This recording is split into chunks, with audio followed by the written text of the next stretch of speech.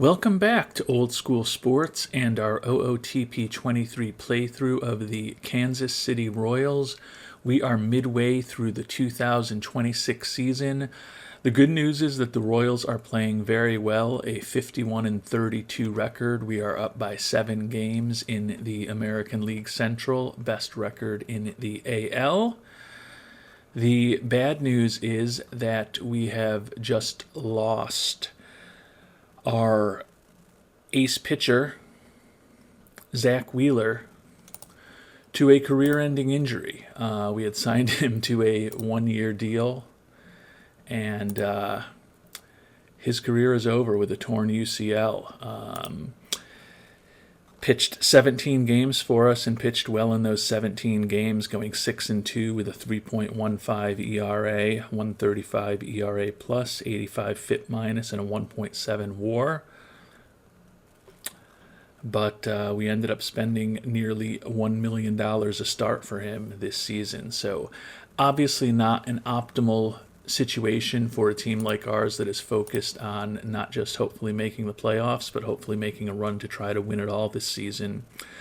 We do have some money left in the budget, and we are going to immediately get to work on seeing who's out there on the trade block and whether there's somebody that we can pick up right now here towards the end of June. Probably not going to find a replacement for Wheeler, but the best proxy possible is what we will go after. And Luis Castillo looks like the best starting pitcher out there available. Has got decent stuff in control, pretty good movement, extreme ground ball pitcher who throws hard, similar to Wheeler in that way, with 4 good pitches. Has had a good, solid career thus far, 107 ERA plus, 93 FIP minus. So he's been an above average starter over the course of his career. Mets have him on the trade block. They actually have him in AAA Syracuse right now. He only pitched 6 games this year with a ugly 7.45 ERA and 1.72 WHIP. Not sure if he was injured or they just sent him down because he wasn't effective. No, it looks like he did have a herniated disc in his back, has been causing him problems all season. But still unclear how he ended up in the minors. I would have thought that he wouldn't have pitched 6 games at the major league level and then ended up down in AAA. But that is where he is in Syracuse. On paper, still looks like a reasonably effective pitcher, and our scouting accuracy is very high. OSA, similar profile, although their scouting accuracy is not that good. Let's see when our last scouting report was from. It was from May 11th. So I guess that was why, while he was still hurt or just coming back from his injury. May try to get an updated scouting report on him. Just see if our scout thinks anything differently about him. He is down there on that rehab assignment, just 2 days left. So maybe he'll have another start in the majors before we have to make a decision on whether to potentially bring him on board or not. And our scout Travis Lee is still reasonably constructive on Luis Castillo. Updated report as of June 27th still sees him with the same stuff, movement and control.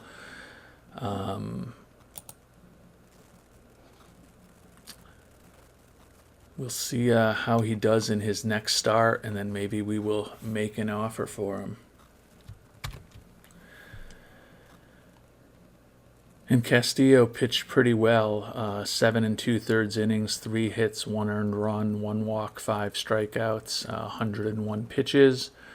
Lowered his ERA from 7.45 to 6.14 at the major league level. So he's exhausted right now, but at least it seems he's healthy coming out of the game. We'll wait a day or two to just see if there's any news on an injury or not, and then we may look to add Mr. Castillo to the team. And kind of interesting as we're thinking about trying to pursue a trade with the Mets. They just offered us Pete Alonso for Jung-Hoo Lee. Alonso's still a pretty good power bat. but a mediocre defensive first baseman. He would clearly be an upgrade from Nick Pratto, although not as good defensively, but he's making $31.5 million a year. And he's got a lot of years ahead of him unless he opts out. I would think he'd probably opt into that contract. So no way that we want to touch him with a 29.5-foot pole, 39.5-foot pole. How long was the pole that the Grinch used? I don't remember. And we like Jung-Hoo Lee, hitting .313, OPS plus of 113, WRC plus of 114. So kind of like having someone who is a pretty good batting average and a solid on-base percentage in our lineup to hopefully kick things off near the top of the order. So he's been a decent contributor to the team so far, but we are going to make some noise maybe and see if we can add Castillo to the team too. And it seems like the Mets just want to get a lot of Castillo's money off the books. We can get them to, or some of Castillo's money off the books. We can get them to retain 65% of his contract if we send them starter Dan Valdez and Jose Colon, first baseman Daniel Vasquez, and reliever Dario Peralta. None of these players are particularly top prospects.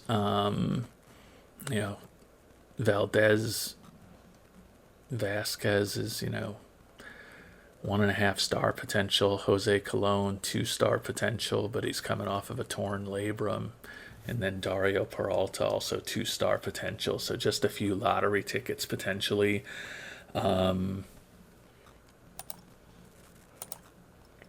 Castillo's going to be a free agent after this season, but imagine he would slot in as our number 4 starter. He's certainly not Zack Wheeler, but gives us a quality major league arm that hopefully can be above average pitcher for us to replace Wheeler and keep this season moving along. We're going for it this year, so we are going to go ahead and complete that trade. Bring Castillo on. He's pretty popular, so that helps with fan interest. Gave up 4 players, but none that were particularly important to us. We still have some money to spend if we need on adding additional talent. Gave us about, I think, a 2-point boost in fan interest, so not the worst thing in the world as we're trying to continue selling out after just raising our ticket prices by $1. So we will see where Brian Nichols kind of slots him into the rotation. Like I said, my assumption is that he will be our number 4 starter. We're going to have to clear some room for him. Reed Golemon is banged up with back spasms, minimal impact. I think it's probably going to be Will Klein has pitched well. Scott Kovos has had a rough year, so we are going to send him back down to AAA Omaha. Put Castillo on the 40-man.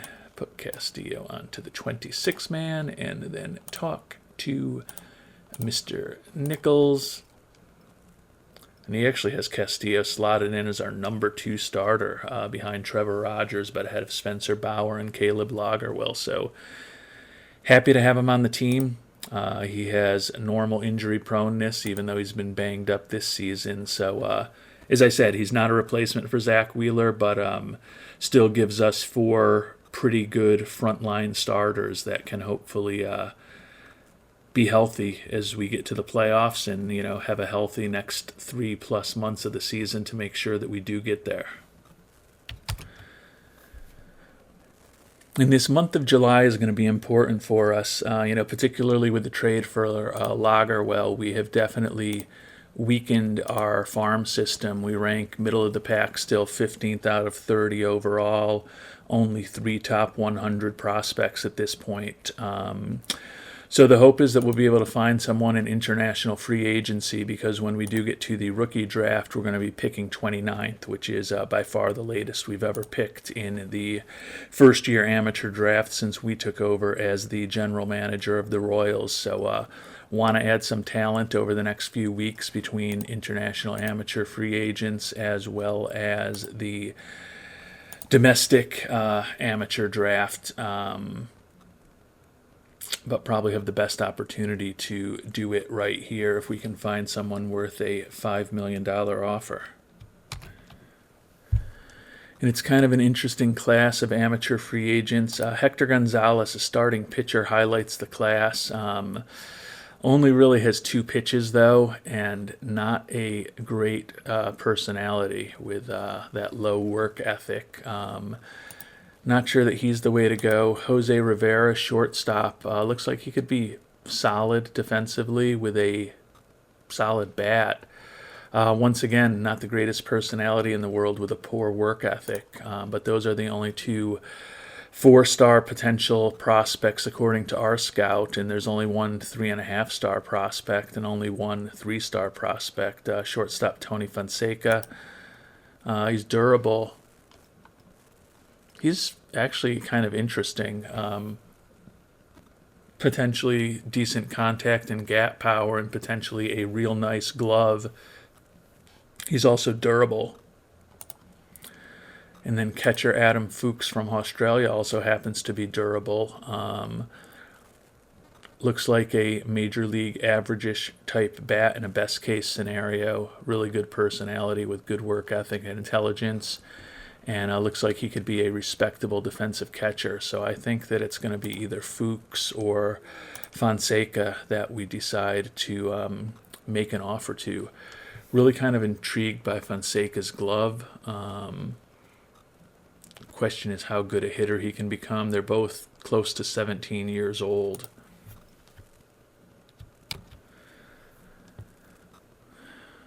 I really like Fuchs' personality, and a solid defensive catcher who can be a major league average hitter potentially is definitely got some value. He's just slow as dirt. I don't know if dirt is actually slow, but he's just slow. Not really good at bunting. Fonseca's a little more of an interesting player. Has a little bit of speed, although he's not a great base runner. Pretty good bunter. Like I said, a really interesting glove. And although he's never going to hit for much power, he's not going to strike out, and he can make decent contact. I think he could potentially be a major league shortstop if everything comes together. So I think we are going to make our first offer to Fonseca and see if we can potentially bring him on board. He's looking for $5 million. Give him the offer, and we'll see what happens. And we did get Fonseca signed, so that was positive. We got the guy that we wanted, so he will be at the International Complex for probably the next several years. All-star rosters have announced. Let's see what we have here with the good record for Kansas City. Trevor Rogers, ace of the staff, is on the team. And Hayden Wesneski, who has been in the bullpen primarily for us, also an all-star for the first time. R.J. Dabovich, second reliever, joining Wesneski. And then Austin Roberts, our closer. So 3 relief pitchers and 1 starter on the all-star team for the Royals. Looking at everyday players, would guess that it's going to be a little more sparse, and looks like it's actually completely sparse with no Kansas City Royals on the All-Star team as far as position players. So 4 All-Stars this year from the Royals, and they are all pitchers. And although a slow start to his season and an injury kept Bobby Witt Jr. out of the All-Star team, he is now back from the injured list, batting just .232 this year with 9 homers, 47 driven in. Expecting a better second half of the season from him than the first half, though. Hopefully he will help ignite our offense now that he is healthy and back in the lineup. The first-year player draft pool this year looks actually pretty solid. A lot of 4.5 and 5-star potential players at the top. Obviously, pretty unlikely that any of them will make it through to us. And this is just looking at batters. When we also look at the pitchers, you can see there's a few 5-star potential starting pitchers. Again, of all these top prospects, the one that most likely will be around when we are picking at 29th is probably right here, a reliever, Bob Williams. Right-hander, looks like he could have pretty good stuff, acceptable movement, good control, and 3 good pitches if he develops, but clearly does not have the stamina to be a starting pitcher. But I would think he would probably be, if we're just going to go by the star potential, he is probably the player most likely to still be on the board when it gets to our pick at number 29. And actually, people obviously aren't just picking purely based on the potential, because there are a few of those top players around, including Bob Williams, as I thought. Will be interesting to see who Travis Lee suggests that we pick. And he suggests we pick Melvin Miranda, who's the only 5-star potential player out there. His bonus demand is only $1 million, so looks like he really wants to play ball. Looks like he could be a great contact hitter with excellent gap power, really good home run power, and a pretty good eye and pretty good avoiding strikeouts. He's a left fielder is pretty much all he is. Don't even think you want to play him at first base. So he's a left fielder or DH, but definitely an interesting bat. Just insane OPSs in high school, but you would expect that from someone who's a potential first-round draft pick.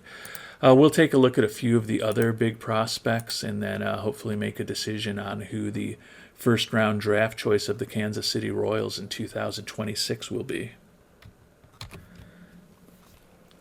There are definitely some interesting prospects out there. Another left fielder, Ramon Larios.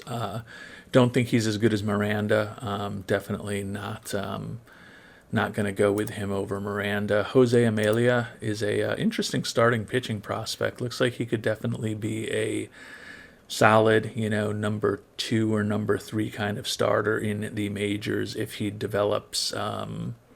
If he fully develops. He does have a strong work ethic. He's durable. So he's an interesting option for an 18-year-old left-handed high school pitcher. Mario Tolles, center fielder, decent hitting prospect. He's listed as a center fielder, but he's really more of a left fielder, possibly a right fielder, although he doesn't have a great arm. But, you could use him as a backup center fielder to play center field in a pinch, but I don't think you want him there every day. Bob Williams, we already looked at, probably not going to take a reliever that early with the other people that are on the board.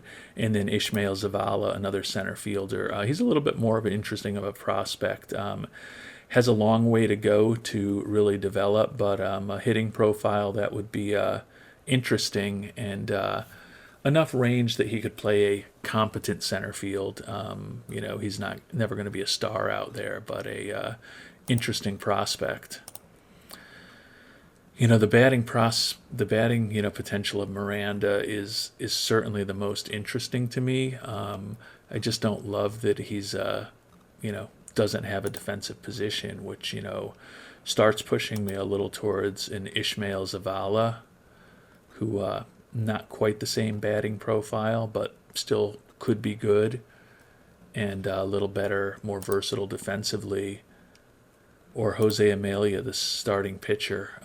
Can always use a starting pitcher. Love the fact that he's durable, like the fact that he's a lefty, like the good work ethic. Like I said, if he develops fully, he's like a really good number 3, respectable number 2 kind of starter. Question is whether he'll fully develop. And we're going to go with the center fielder, Ishmael Zavala, against our scout's recommendation. Think there's potentially a pretty solid batting profile here. He's not going to walk a ton, which isn't optimal, but can definitely play any outfield position, has a little bit of speed. Just feel we've got a lot of young players that don't have a position, and that would be what Melvin Miranda is also. I really like the bat. As I'm looking at that bat, I feel like I should really chase it, but doesn't really have a defensive position, and he's not a good base runner. Obviously, he's not going to be around when we're picking in the second round, but would certainly be a steal if he could get there. But we're going to go with Zavala. Just Jose Hernalia, again, the starting pitcher, intrigues us all, so I would kind of rank them. Hernalia, I think, would be our second choice, and then Miranda would be our third. But we are going to go with the young center fielder, Ishmael Zavala, with our first pick in the 2026 draft.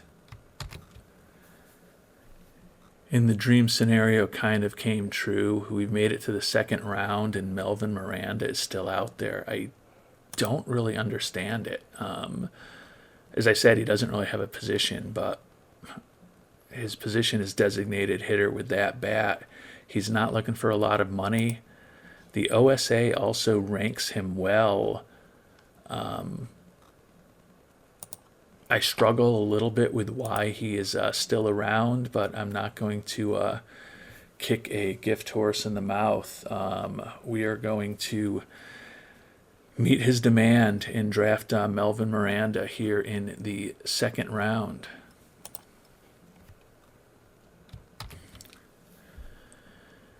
And now moving on to the third round, the reliever Bob Williams is still out there. At some point, it may be time to take a shot at him, who I think would be a pretty solid reliever. Also like the durability. His bonus demand is getting high for a third round kind of player, but right now our scout recommends we take the 17-year-old starting pitcher Jose Flores. And there's no way we're going to do that. He's listed as a starter, but he really only has a sinker. I got to disagree with our scout on taking Mr. Flores in the second round, or actually taking him at all. His bonus demand is really low. That's about the only thing I can think that's got going for him. But a one-pitch pitcher, I don't know if he even has a role as a reliever with the way his profile looks. I guess his sinker could potentially be pretty good, but I just don't see Mr. Flores having a long and successful major league career, but I could be wrong. And I think here in the third round we are going to go with the reliever Bob Williams. Wasn't anyone really particularly attractive among the other players we looked at. Williams certainly looks like he could be a contributor at the major league level, a good solid bullpen arm if everything develops as expected, like the good durability. So we are going to go ahead and make Mr. Williams our third round draft choice. And the month was going along well, but Spencer Bauer going to be out 6 to 7 weeks with a sore shoulder. Obviously not optimal for one of our good young pitchers. Having a nice bounce back year this season, 7-6 record, but a 2.91 ERA, a 67 FIP minus, 138 strikeouts and 102 innings pitched. So he is fragile, so I guess it is not a shock that he's a little banged up. 6 to 7 week injury means we'll probably be getting him back sometime in early to mid-September, which is probably going to line him up pretty roughly with the potential return of Vanasco. Yeah, he's also out 7 weeks, so going to move Spencer Bauer to the injured list where he will join Vanasco. Hopefully they will both be back early to mid-September, get a couple rehab starts down in AAA and hopefully a couple starts at the major league level, and then hopefully they will both be ready to go. Trevor Rogers also banged up a little bit with back spasms for 3 days. We are actually going to... just in the interest of being as careful as possible with our ace, especially given the injury that we just suffered, going to bench him for the next 3 days until those back spasms are hopefully healed, push his start back a little bit. We will go to AAA and bring up another pitcher to help us, but glad that we have added Castillo with the injury. You can see he's been respectable for us, a 2-1 record with a 3.57 ERA over 22 2/3 innings in 4 starts. Getting close to the trade deadline, so may look and see if the there's anyone else interesting who's being shopped at this point, since we do have some money to potentially take on a contract if we can find someone that will help us in the push for the playoffs and hopefully much more than that this year. And we are going to bring up the 24-year-old Will Goebel. He was our number one pick with our supplemental pick back in 2025, so our second first-round pick, 33rd overall. Been pitching in AAA this year in 19 starts. He's 8-6 with a 2.85 ERA, good for a 1.33 ERA plus and a 93 FIP minus. Kind of profiles as a average-ish major league starter at this point in his career. But we'll give him opportunity to hopefully step right into the rotation with the injuries we've had. Let's see what Mr. Nichols thinks the rotation should look like. And actually, he's not going to have Goebel in the rotation. Rogers, Castillo, and Lagerwell, the big three that are healthy right now. And then Wisniewski and Mackenzie Gore as our fourth and fifth starters for the time being, while we hopefully wait to have Bauer and Vanasco coming off the IL when we get to September. Another day, another injury. First baseman Nick Pratto out with a fractured ulna for 5 weeks. He's hitting only .213 this year with 15 homers and 338 at-bats. His OPS plus of 99 and WRC plus of 99 indicate that he's a pretty average major league hitter, all things considered. So obviously not optimal to have him on the IL, but also not a huge loss. Hopefully that lets us get Zach DeCenzo a little more regular action to see what he can potentially do at the major league level with Pratto on the IL also. And as we approach the trade deadline, take a look at the standings in the American League. We are up by 9 on the Guardians in the AL Central, and we are up by 5.5 games, it looks like, on the Astros for the best record in the American League. So feel pretty good that we're going to win the division this year, barring some crazy injuries or a crazy slump. And hopefully we are in pretty good position to have home field advantage through the AL playoffs. We also have the best record in all of baseball right now. So things have been pretty solid for the Royals, injuries notwithstanding. Taking a look at team stats, still a generally good offense. Tied for third in the league in runs scored, first in a lot of batting categories, still don't hit a lot of home runs, obviously don't have a great slugging percentage, not hitting a lot of home runs either. And then our pitching is pretty dominant in everything. We are first in every category except we are third in BABIP and ninth in walks. But other than that, we are dominating the American League with this pitching staff that we've invested heavily in. You can see we got off to a slow start in March, but then have had a really strong record April, May, June, and here in July. So no glaring deficiencies on the team, but we'll take a look and see if there's anyone particularly interesting who is out on the trade block. Tony Kemp and Tyler O'Neill, at least just simply based on star ratings, are the most interesting bats out there. Tony Kemp, a pretty good average, batting average hitter, not a lot of power. Tyler O'Neill, kind of a meh offensive profile. Does have some speed, does have some wheels, but not particularly exciting to me at this point. I'm taking a look at the pitchers that are available. A lot of pitchers on the trading block, and some solid ones.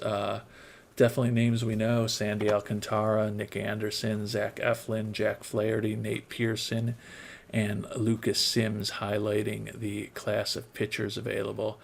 Nick Anderson, a former member of the Royals before he started looking for lots of money. Great personality, 2 really good pitches. He has been not that effective for the Yankees this year. 4.28 ERA, 98 ERA plus. The 88 FIP minus indicates he's probably been a little bit unlucky, as does the 355 BABIP. But,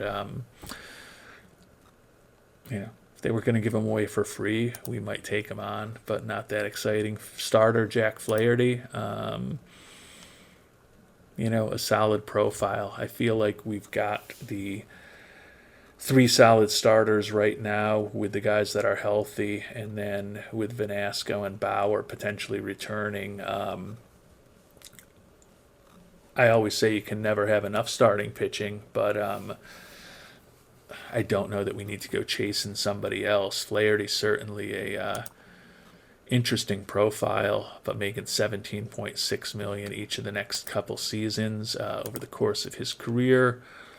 111 ERA plus, 93 FIP minus. So he's basically, been a pretty similar pitcher to Luis Castillo over the course of his career. Does have 4 pitches. If they were going to give him away and hold on to his salary, certainly somebody that we could add, but I don't think either of those things is true. Yeah, they want a Nicky Lopez or a Trevor Rogers for him.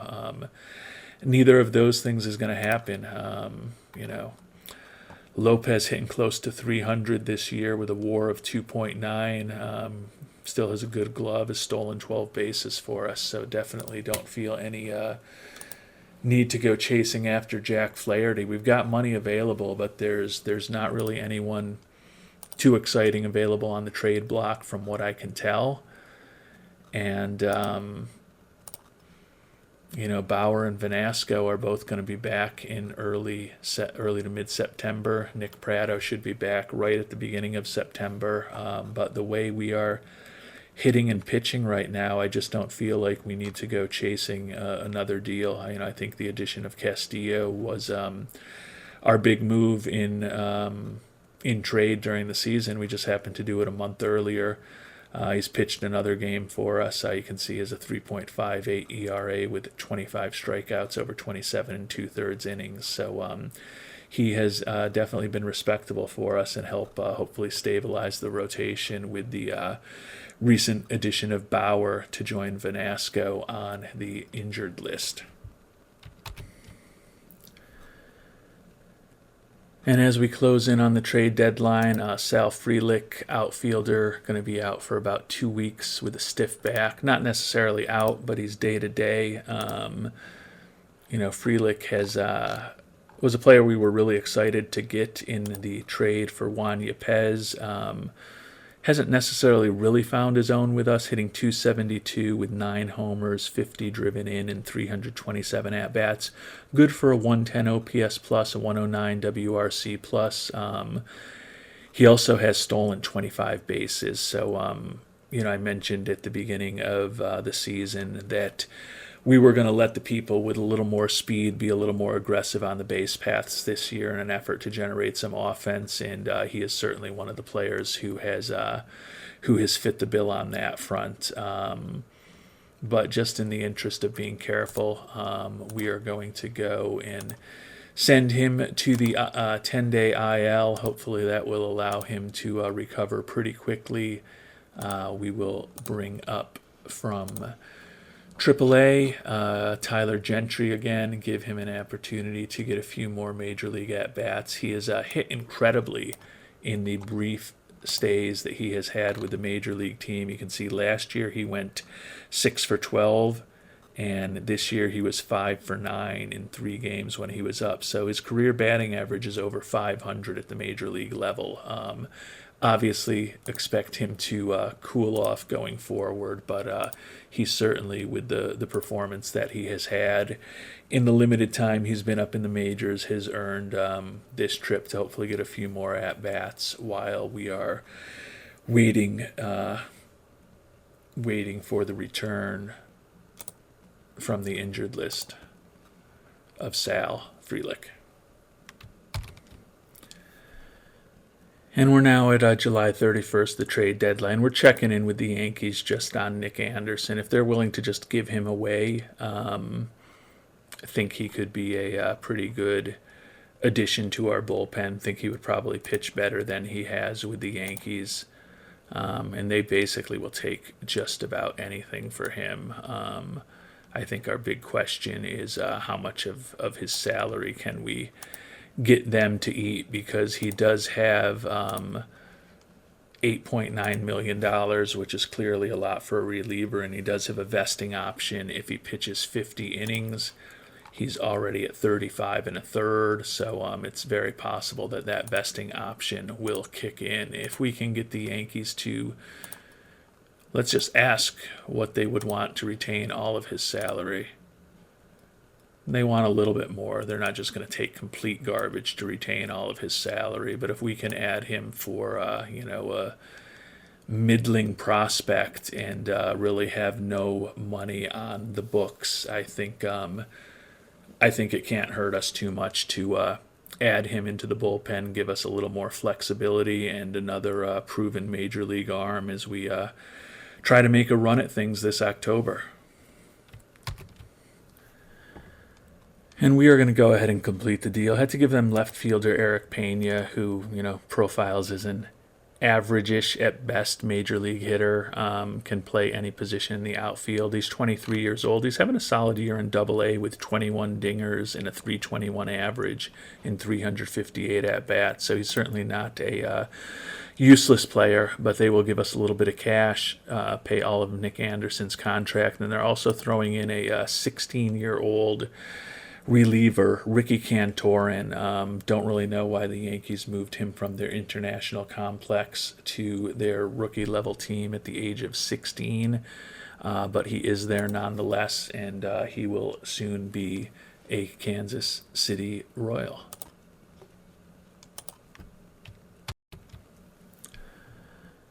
And to make room for Anderson on the Major League team, we're going to send down Will Goebel. We mentioned him. He had done a pretty good job in Omaha this year. Did pitch 2 games at the Major League level, including a start. Was pretty rough for him with an 8.44 ERA, 7 hits in 3 walks and 5 1/3 innings. So we're going to send Goebel back down to Triple-A, which will open up a spot for Nick Anderson to join our rotation. Let's see what Brian Nichols wants to do with him. And looks like he's just going to strengthen our middle relief. So hopefully the veteran right-hander will pitch a bit better with us than he did with the Yankees this year. Back when we had him in 2024, was not particularly effective, 89 ERA plus, but an 89 FIP minus. So hopefully he can be a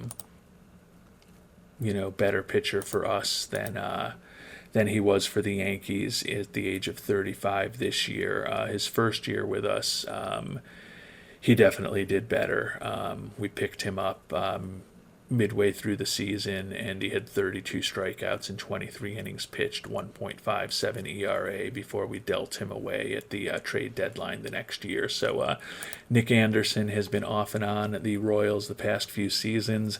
We've got him back to help us in the bullpen, hopefully, as we make a push for the playoffs in 2026.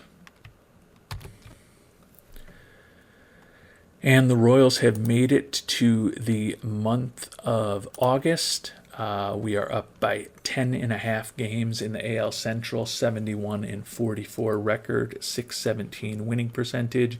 Still the best record in the American League and the best record in baseball. Looking among the league leaders, 4 months into the season, Sal Frelick, who we mentioned, is on the IL now, leads the AL with 25 steals, and Bobby Witt Jr., who also spent some time on the IL, is third in the league with 19 steals. Austin Roberts leads the league with 38 saves, and Trevor Rogers is third in pitcher WAR right now, just a bit behind Garrett Cole and Garrett Crochet. Rogers on the year, 9-4 record with a 2.90 ERA, 131 strikeouts, and 114 2/3 innings pitched. So a really nice season so far by our ace. And checking in on the rest of the pitching staff, and things are going well. Castillo is 3-1 with a 3 ERA. Caleb Lagerwell 9-6, 3.40 ERA. Hayden Wisniewski, the All-Star, 4-3 record, 3.14 ERA, and then Mackenzie Gore 6-3 with a 3.25 ERA. So definitely getting some quality pitching from the team, particularly even Wisniewski and Gore, who probably will not be in the rotation come the playoffs, but are contributing significantly to our success so far this season. And checking in on a couple of our prominent offensive players, Bobby Witt Jr. has been hitting a lot better since he got back from the IL. He's raised his batting average to 261, his OPS plus to 116, WRC plus to 113, and up to 3.6 WAR on the season. 19 stolen bases, only one caught stealing. 12 homers and 62 ribbies and 337 at-bats. Hopefully he can have a strong finish to the season. Peyton Williams, the second-year player, is leading the team in home runs, has blasted 21 dingers in 305 at-bats, hitting just 236, but that's still good for a 118 WRC plus on the season for the young left fielder. MJ Melendez settling back into a nice offensive performance with a good glove, great personality. 12 homers in 294 at-bats, hitting 269, which is good for a 119 OPS plus, as he has bounced back nicely from that injury that took him out for the second half of last season. And then, of course, we need to check in on Jung-Hoo Lee. Batting average down to 297. Still good for a 101 OPS plus, 101 WRC plus. Honestly, need more than that. Hopefully he can heat up a little bit down the stretch. If he's hitting over 300, that should hopefully guarantee that his OPS plus and his WRC plus are, in the 105 to 110 area at least. Not a surprise that he only has one home run. A little surprised that he's only got 17 doubles and one triple. Thought, particularly with his gap power and playing in Kansas City, thought we might get a few more doubles out of him. But it is still the relatively early stages of his career with us. It's going to be important, I think, to have him on the team next year. It's still going to be interesting to see what Kyle Lewis does. He's got a player option for $11.6 million next year. We tend to think that he would opt into that. He's not having a great year, hitting just 230 with 8 homers and 35 ribbies, just a 66 OPS plus. I would have to think that he sticks around and gets the money rather than hitting free agency at the age of 31. But if he does leave us next year, at least we have a body that can play a competent left field in Jung-Hoo Lee. But we will worry about 2027 in a few months. Right now we are going to be laser focused on hopefully finishing these last 2 months of the 2026 season strong. Hopefully can hold on to home field advantage in the American League, win the AL Central, and hopefully set these Royals up for a very special postseason. We've got 2 months of work till we get there, though, and we will cover all of that in our next episode. Until then, thank you so much for watching, and hope you have a great day.